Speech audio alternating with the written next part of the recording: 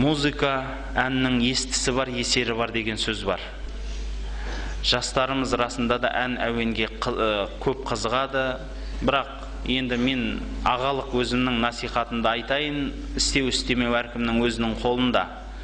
Өзіңіз түсінбейтін музыканы есту, өзіңіз түсінбейтін әуенді естіп, оған бас шұлғып билеу, бұл дұрыс емес іс. Мүмкін сіз, Құдай сақтасын, біз дозаққа барамыз деген өлеңге секіріп атқан шығарсыз. Иә, сондай өлең бар еді ғой. AC/DC деген группа болатын біздің жастығымызда. Сол группаның өзі Highway to Hell, яғни дозаққа баратын жол, метро жолы деген өлең болатын. Иә, мен дозаққа барамын, ой деп айғайлайтындай, жұрттар айғайлайтын, ағылшынша біліп қалдым деп. Кейінірек есімізді жинасақ, бұл қандай үлкен жаман істер. Кейбір өлеңдерді мына жастарымыз, ер балаларымыз айтып жүреді бірге. Ал білсеңіздер, ол енді мынау біздің қазақтың дәстүріне, менталитетіне дұрыс келмейтін мынау еркек шора қыздар, қыз-теке еркектер көбейіп бара жатқан заманда қыз-текелердің өлеңін айтатындар да бар. Иә, еркек балдарымыз, мен өзімнің ағамды жақсы көрем, мен өзімнің бауырымды жақсы көрем, оның иісін сағынам деген сияқты өлеңдерді айтады. Ол ағылшынша түсінбегеннен кейін мен жақсы өлең айтып атырым деп ойлайды. Бірақ ол ер бала ондай өлең бетіне дұрыс келмейді да. Енді оны айтып атқаннан кейін жиркенесіз, амандасамайсыз да. Мына бала қалай өзі деп. Сол сияқты қыз балдарымызға да айтатыным, енді нәзік сезімді азаматшалар, қыздарымыз, бұлар енді өлеңге көбірек бейім келеді енді. Әйтсе де айтатынымыз, өзіңіз түсінетін, мән мағынасы дұрыс, сізді жақсылыққа сүйрейтін өлең естіңіз. Мынау енді күйдім-сүйдім өлеңнің бәрі дұрыс деп те ойлай бермеңіз.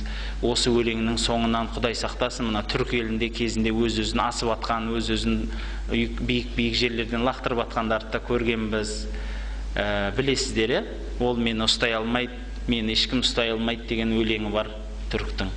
Осы өлеңді естіп, бір-бірін сүйетін ғашық сымақтар үлкен зданияның жоғарысына шығып алып, бізді ешкім ұстай алмайды деп жоғарыдан секіргендер де болған.